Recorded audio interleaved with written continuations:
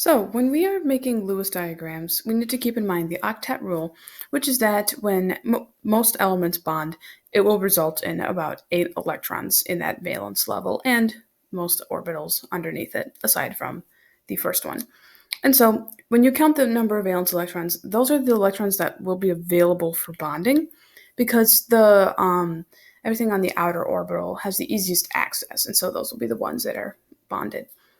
And so some little things to keep in mind for when you're stuck is that the center atom is usually listed first in the formula, such as with NH3, you would put nitrogen in the middle and then start working on the hydrogens outside of it, which goes into point B, that hydrogen has one valence electron, can only bond once because it only has that one valence electron, and will be on the outside of structures generally, such as there with NH3. Carbon, which has 4 valence electrons, tends to form 4 bonds with them. And then oxygen, which has 6 valence electrons, tend to form 2 bonds since it needs 2 more electrons to fill that full 8. Same with that 4 valence electrons up in carbon. 4 plus 4 equals 8. 6 plus 2 equals 8. So those are all just filling the octet. Same with the halogens.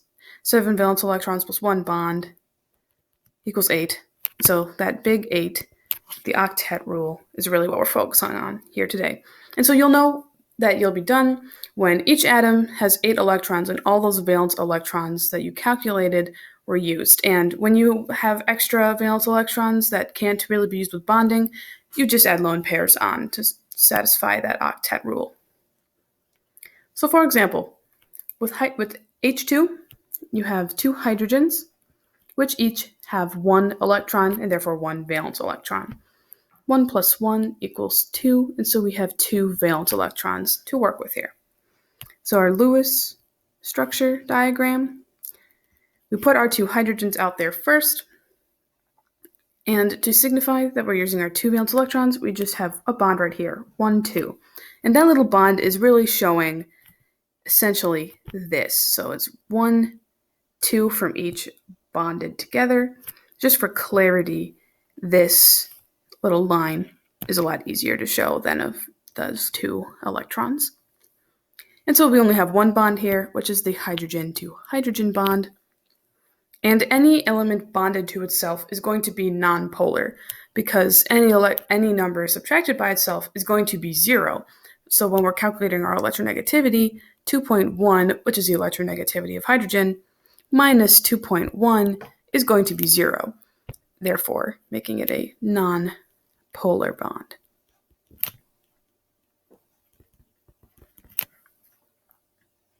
And since it's nonpolar, we are not going to have to add any dipole arrows or partial charges to this diagram. So with NH3, we have nitrogen, hydrogen, hydrogen, and hydrogen. So nitrogen has 7 electrons, but because it has that inner layer, which has 2 electrons, 7 minus 2 equals 5. So nitrogen is going to have 5 valence electrons. Now, a little trick that gets really helpful when you're working with numbers farther down in the periodic table, like iodine and bromine and all those, is that the number of the group, so 1, 2, 13, 14, 15, directly corresponds to the amount of valence electrons an element has. And it's that number on the right. So it'll be 1, 2, the 3 and 13, the 4 and 13 is how many valence electrons it has. So carbon will have 4, nitrogen will have 5, anything in those groups. So chlorine and fluorine will both have 7 valence electrons. And then hydrogen again has 1, 1, and 1. 5 plus 3 is 8 valence electrons to work with.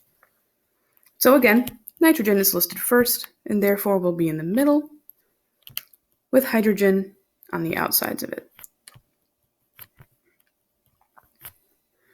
So we're going to go make sure that we're getting everything bonded together first.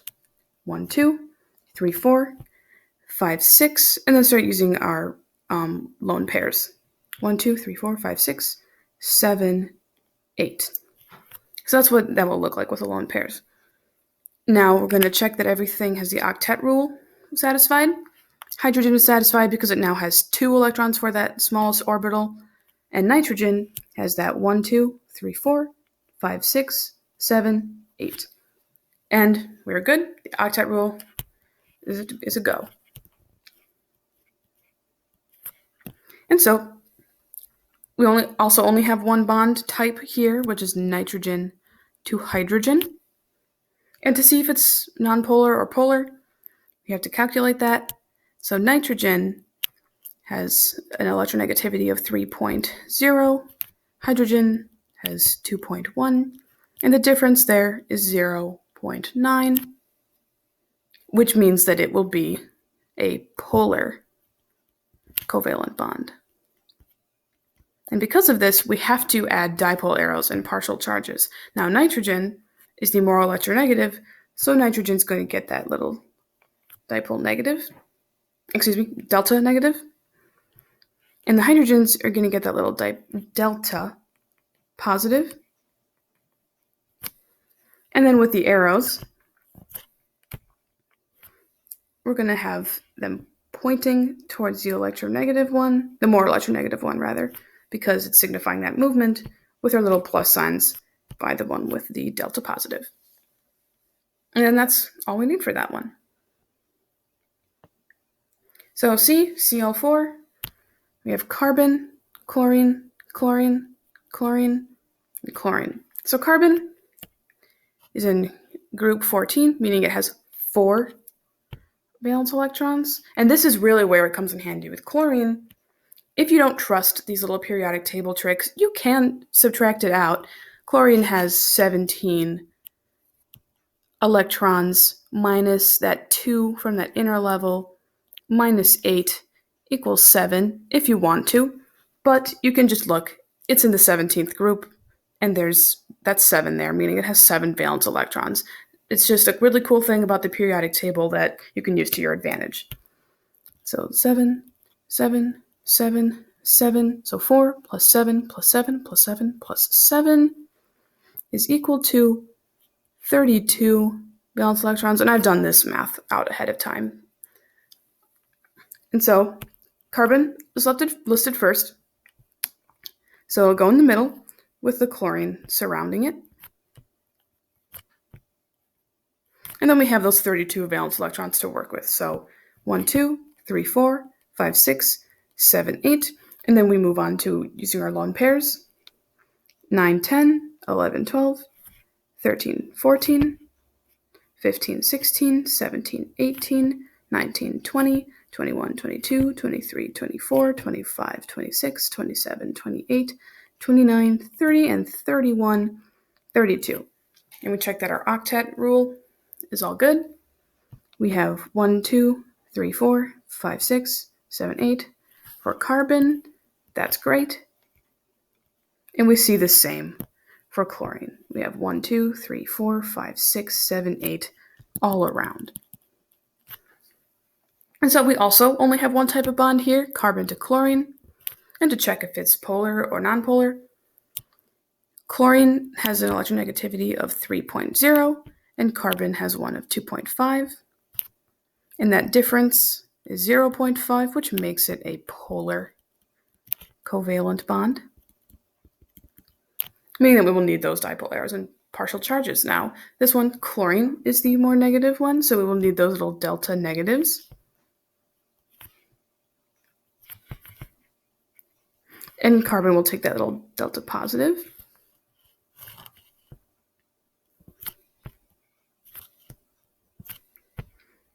And then all those arrows will be pointing out to chlorine, which is because it is the more electronegative one.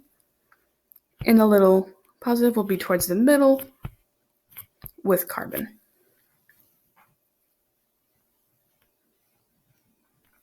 So, with O2, our only element here is oxygen, but there's 2 of them. And 6 plus 6, because it has 6 valence electrons, is 12. So we have 12 valence electrons to work with. So we put the elements out there. 1, 2, 3, 4, 5, 6, 7, 8, 9, 10, 11, 12, and we're out of valence electrons, but we haven't satisfied the octet rule with oxygen on the left yet, because it only has 1, 2, 3, 4, 5, 6 electrons for it, whereas the one on the right has 8.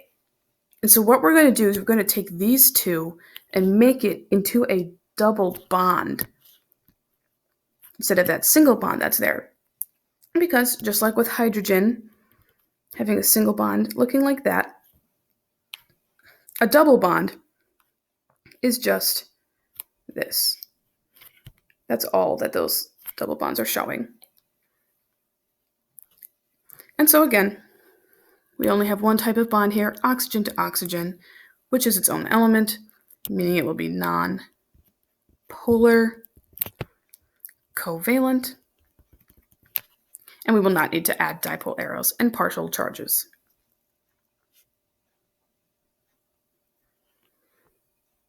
Okay, C2H4, our valence electrons here, carbon, carbon, hydrogen, hydrogen, hydrogen, hydrogen.